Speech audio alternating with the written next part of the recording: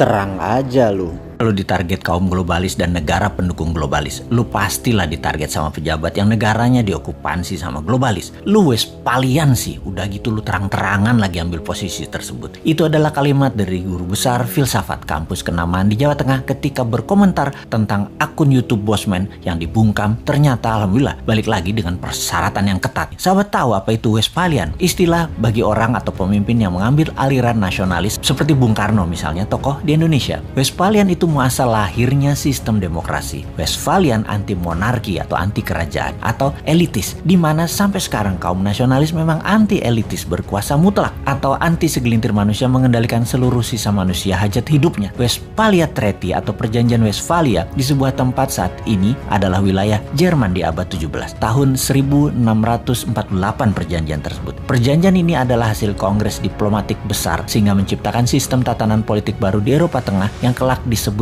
sebagai kedaulatan Westphalen. Sistem ini didasarkan pada konsep bernegara berdaulat yang tidak suka terhadap campur tangan pihak asing terhadap urusan dalam negeri suatu bangsa. Di sanalah muasal lahirnya istilah nation state atau negara bangsa. Sejak saat itu, monarki dunia mulai mengalami kemunduran hingga puncaknya terjadi Perang Dunia Pertama di mana Amerika merupakan negara Westphalian terbesar pada saat itu. Sejak akhir Perang Dunia Pertama hingga berakhirnya Perang Dingin 1989, ada 100 negara lahir yang kebanyakan bentuknya demokrasi nasionalis. Monarki dengan penguasaan elitis tidak tinggal diam. Ada 13 keluarga besar yang berbasis bisnis perlahan-lahan mulai menguasai dunia. Diawali sejak Perang Dunia Kedua yang menempel dengan Amerika. Mereka adalah globalis cabal seperti Rothschild, Oppenheimer, Rockefeller, Zucker, dan lain sebagainya. Lalu di tahun 1989 mereka menempel dengan Tiongkok, membuat baik Amerika maupun Tiongkok saat ini berafiliasi kepada globalis. Globalis itu monarki 2.0, anti nation state yang saat ini menguasai 99 data manusia kaum globalis itu. Bagi globalis cabal, mereka tidak mengenal istilah negara atau bangsa lagi. Bagi globalis, yang penting adalah nomor kependudukan dan nomor sertifikat. Kontrol dan monitor seluruh data umat manusia adalah tujuan mereka. Kita, kaum New Mind, menentang keras dan sangat berlawanan dengan pemahaman globalis cabal di mana kita adalah kaum patriotis nasionalis. Ini kita deklarasikan berkali-kali. Inilah yang membuat sosmed YouTube Bosman harus dibungkam karena jangan-jangan memang pejabat 20 tahun terakhir Indonesia merupakan kaki tangan globalis atau terkena pemahaman globalis termasuk oposisinya. Ide nasionalis dibangkitkan oleh New Mind ini sesungguhnya dan sungguh ini menjadi ancaman. Bener deh, oleh globalis, nation wealth, sebuah wilayah untuk kekayaan rakyat bisa diambil oleh mereka dengan atas nama world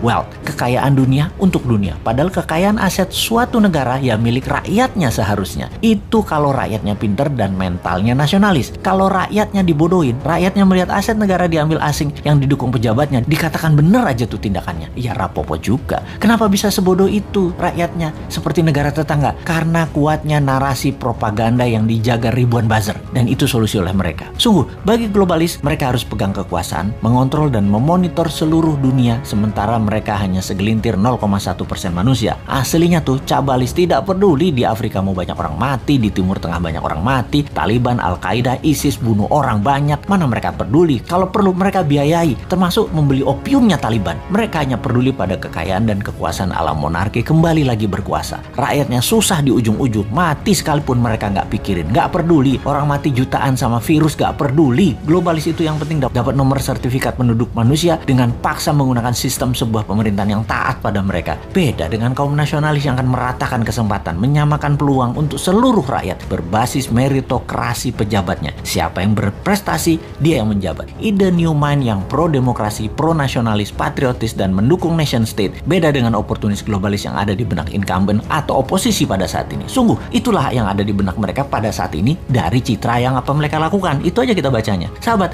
di ujung informasi ini, walaupun akun Bosman asli sudah kembali, namun sampai November kita slow pace belum diaktifkan karena masih diincar oleh buzzer. Terima kasih sudah mensubscribe channel Bosman Mardigo Official ini dan menyebarkan ke link sosmed dan WAG sahabat semua.